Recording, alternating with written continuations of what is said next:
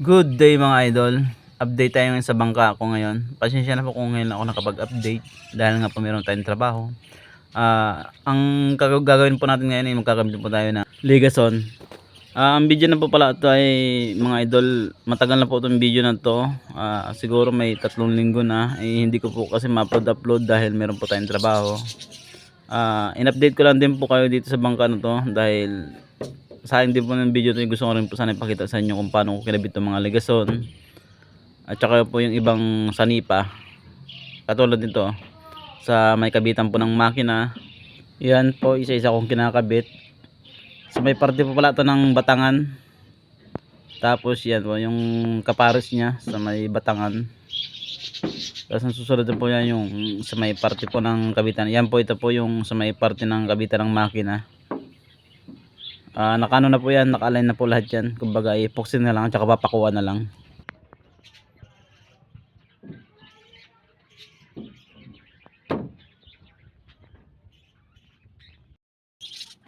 At ito po, shortcut na po tayo para hindi tumagal yung video. Naikabit ko na po yung sa may parte ng makina. At ito po naman yung sa ligason naman po tayo sa may parting gitna. Nililigayan po natin ng puro epoxy para matibay.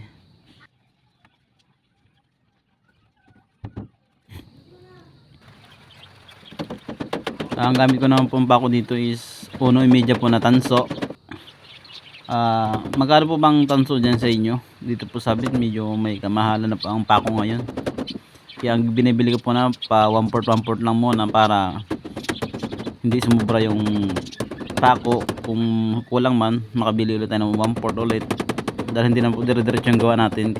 Kaya 1/4 lang muna ang binibili natin. Dahil ang labanan po talaga ng pako ngayon na tanso is per gramo po talaga. Medyo may kamahalan man pero yan po talagang ginagamit talaga sa bangka. Meron naman po silang ino-offer na stainless na pwede daw sa bangka, pero hindi pa ako tiwala. Mas tiwala pa rin po ako talaga sa tanso dahil ito talaga subok na po talaga ang tanso, lalo na sa dagat. Kung mapapansin niyo po, meron pong stainless dyan. Numero 4 po yan ang haba. Ngayon po, ganyan po ang gagawin natin dito sa kabila. Parehas po sa kabila. Mas maganda po kasi ang stainless. Mas makapit, mas matibay. Lalong lalo po dito yung nakalagay ang ating batangan. Lalo magpirasahan po ng alunan. Kaya minsan po nasisira ang ating patungan ng batangan dahil minsan po ang ginagamit nilang iba, pako. Matibay naman po ang pako, pero depende rin po sa pagkagawa. Pero mas maganda po talagang ganito gamitin yung stainless dahil matibay po talaga ang kapit.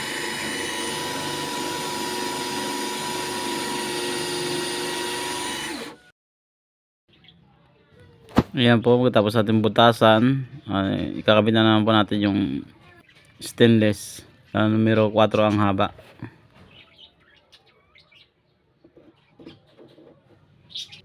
At yan po, nakalimutan ko palang bigyan ng epoxy bago natin ipasok sa loob.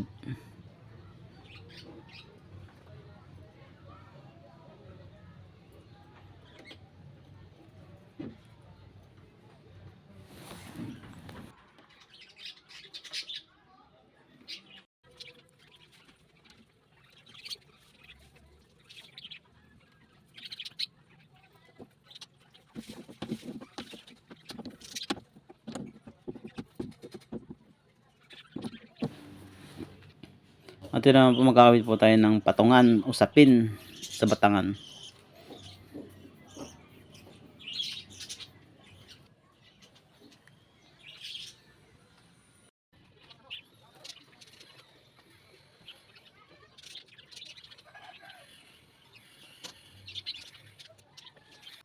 Ayan po, kung makikita nyo, siksik po talaga sa epoxy para wala po talagang butas sa loob.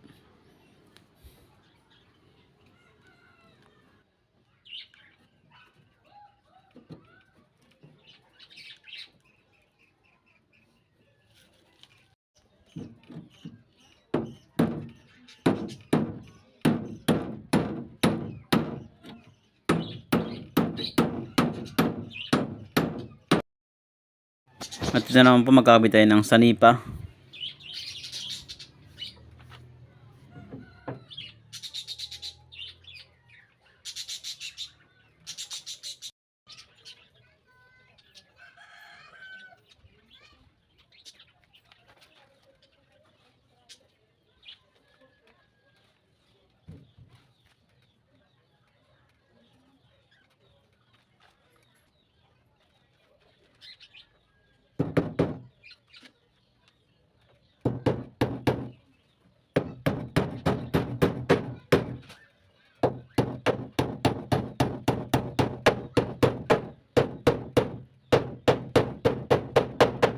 At ito na po yung update po muna natin sa ating bangka ngayon. Update ko po ulit sa susunod kung ano yung susunod ang gagawin. Siguro masilya muna para itagulan po ngayon. Baka masira po ang ating mga plywood at saka kahoy. Sa susunod po ulit na video, maraming po salamat. God bless po sa ating lahat. At papalo naman po and share ng ating video. Maraming salamat po.